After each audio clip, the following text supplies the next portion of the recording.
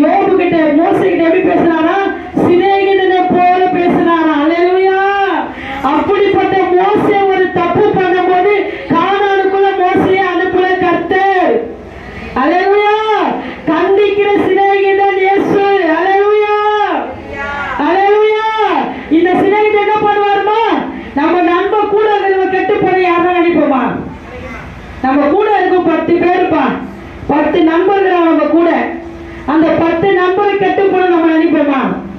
எல்லாரும் என்ன பண்ண எப்படி இருக்கணும்னு நினைப்போம். சொல்லுவாங்கல்ல, இந்த கெட்ட நண்பர் கூட கூடாத, நீயே கெட்டு போயிடுவ. அல்லேலூயா. அல்லேலூயா. இவர் நல்ல நண்பன் இயேசு. சாதாரண நண்பர்களே கெட்டு போனா நம்மளால தாங்க முடியல. அல்லேலூயா. எப்படி இருந்தா தெரியுமா என் ஃப்ரெண்டு? இப்ப என் ஃப்ரெண்டு என்னால பார்க்கவே முடியல. அல்லேலூயா. நம்ம வேதனை படுவோம்ல.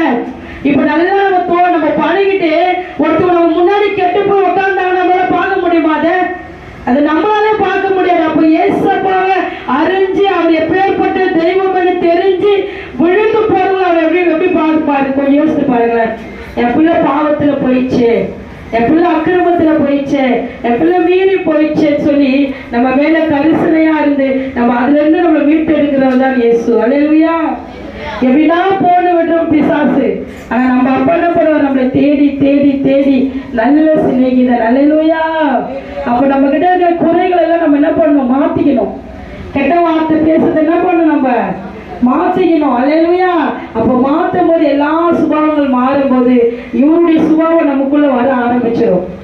எல்லாரையும் நம்ம நேசிக்க ஆரம்பிச்சிருவோம். அல்லேலூயா.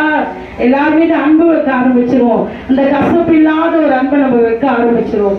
நம்மளும் மாமிசம் தானே, நமக்கு குறைகள் குற்றங்கள் குறை சொல்றது இதெல்லாம் எல்லாம் தேவனே என்கிட்ட இருந்த சுபாவம் இருப்பா, என்ன படிப்படியா என்ன பண்ணுங்க, என்ன மாத்துங்கன்னு சொல்லும் போது நமக்குள்ள எல்லா காரியத்தையும் மாற்றி இந்த மாசம் எப்படி நடத்த போறாருன்னா, உன்மேல் அன்பு வைத்து உன்னை ஆசீர்வதிப்பார். அல்லேலூயா. இந்த நல்ல சிநேகிதன் நல்லதையும் கெட்டது நமக்கு என்ன பண்ணுவாரு? சொல்லி கொடுப்பார். அப்படி இருக்கிற இடத்துல